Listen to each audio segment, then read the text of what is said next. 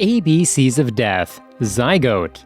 The first film, Zygote, tells the story of a woman who has been pregnant for 13 years. Then, after all those years, her body is being taken over by her unborn child, and her child lives using her mother as her skin. The movie opens in a house containing two occupants, a man and his pregnant wife. It appears that the man, Ty, is heading out of town and leaving his pregnant wife all by herself. This realization alone causes the woman to be terrified.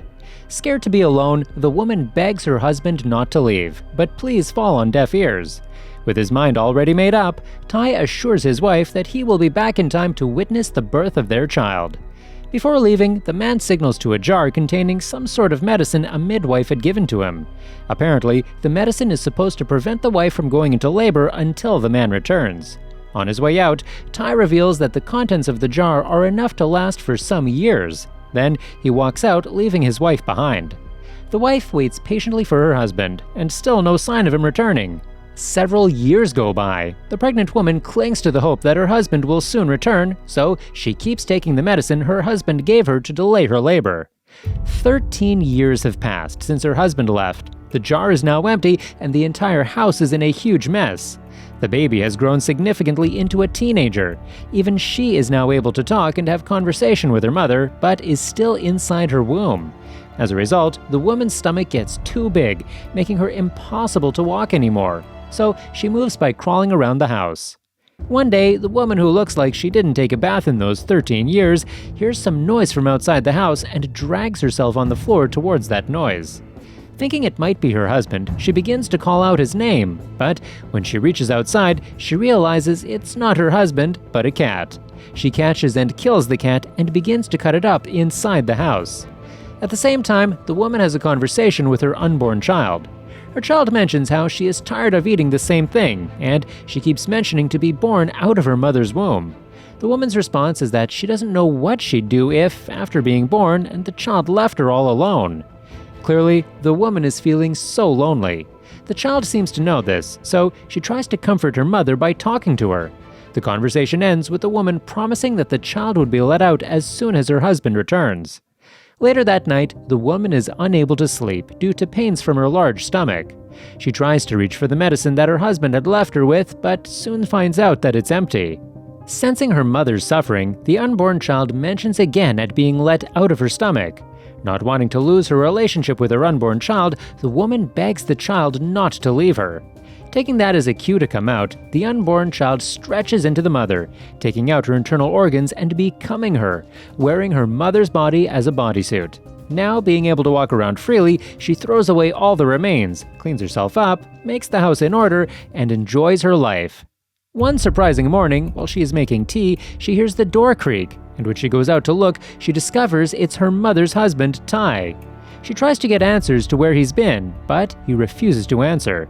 He doesn't tell her anything and replies in a way that implies she's being a nag. Meanwhile, knowing he'd be expecting an explanation for her flat stomach, the woman proceeds to tell him how she lost their child.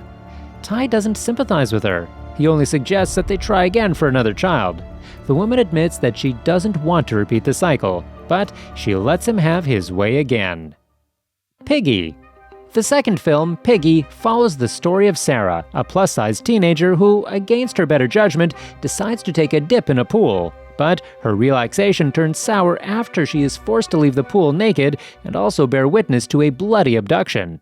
The movie opens with a small pool in a village. A teenage girl named Sarah comes upon this pool. Seeing no one around, she decides to go for a swim. She doesn't realize that there is a van parked beside the pool, suggesting that there are occupants in or around the pool. She leaves, and the next time she comes out, she's in a bikini. Although she begins to second-guess her decision to take a swim, the thrill from the cool water splash gets the best of her, and she decides to go for it. Now closer to the pool, more items reveal that Sarah isn't the only one at the pool. Just outside, there's a pair of broken glasses and a phone, but Sarah doesn't take notice of them.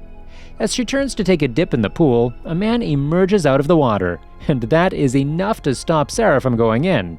However, before she can react, 3 teenagers come along and begin to make fun of her.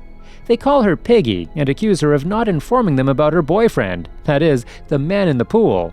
Meanwhile, it is obvious that the two have no form of relationship whatsoever. However, the man doesn't try to correct them. He only observes the interaction between Sarah and her bullies. Sarah, on the other hand, jumps into the pool to drown their voices. As the teasing reaches its peak, the man makes his way out of the pool. At the bottom of the pool, there's a lifeguard who has been tied together and gagged, but Sarah doesn't know this.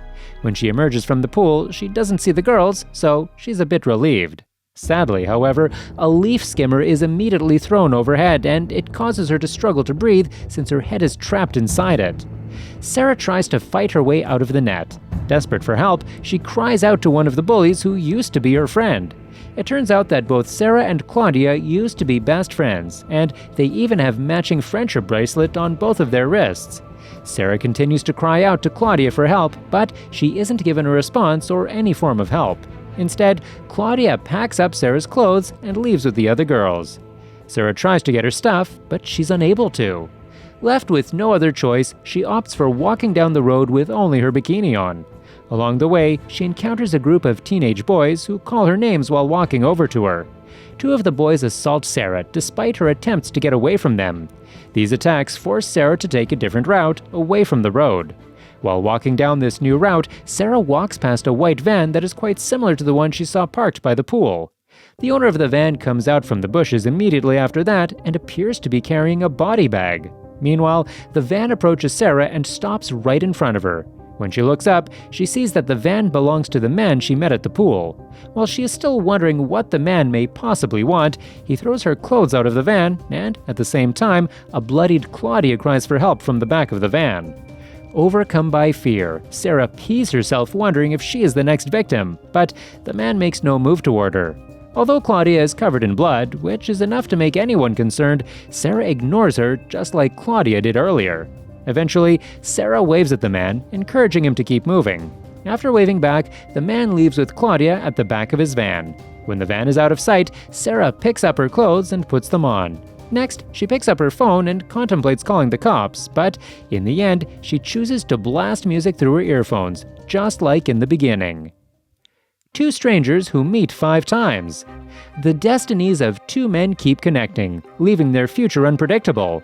They first meet when they're still children on a beach, and the rest of their encounters have different stories to tell.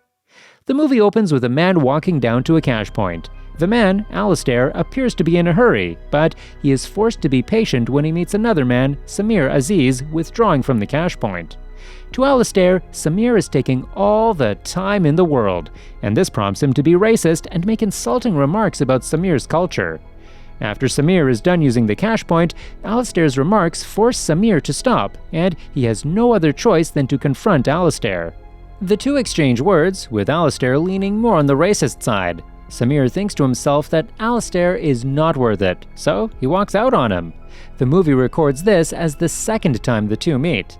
The third time the two meet, Alistair is being considered for an official position in a company that turns out to be owned by Samir. Alistair gets good remarks from his interviewers, which settles his mind that things will end on a positive note. That is, until he gets to meet the CEO of the company. Before Alistair becomes an official employee, one of the interviewers informs him that he has to meet the CEO, and he seems cool with that. Alistair waits for the CEO to arrive, and when he arrives, the two say their greetings. At first, things seemed to be going smoothly, but after a moment, Samir recognizes Alistair and asks him if they've met before. Although Alistair said that he has no recollection of their previous meeting, Samir is sure they've met before.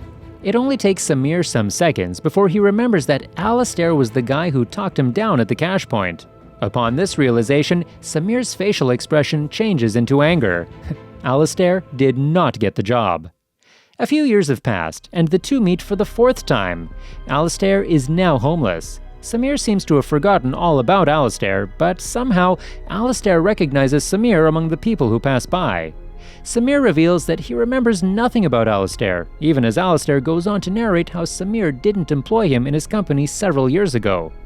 Although he still struggles to remember, Samir tells Alistair that he'll be back after using the cash point. After a few minutes, Samir returns with a bundle of money.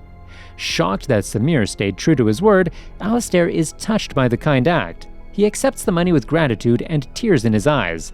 Samir wishes him well and walks away, and from here, the movie takes us to the first time the two meet. The two first met at a place that appeared to be a beach. They are both building a castle, and Samir, being the older one, is trying to teach Alistair that the sand should go into the bucket. However, they're soon snapped out of this reality after Alistair's mother comes and gets him so they can head home. Together, the mother and son leave, causing Samir to remain all by himself. They say their goodbyes, and that leads to the 5th time the two meet. This time, they have grown old, especially Samir. Samir, who has lost his ability to speak, is in a special home for old persons, and Alistair is a volunteer there. Accompanied by a staff at the home, Alistair walks into Samir's room, unknowingly, and after the two are introduced, Alistair tells Samir that he's going to take good care of him. Samir is pleased about this. As the two continue to smile at each other, Alistair begins to stare keenly at Samir. He asks Samir if they have met before, and although Samir doesn't answer immediately, he smiles back as if to say that they have. Subscribe for more videos like this, turn on the notification, and leave a like to help the channel out. Thank you for watching.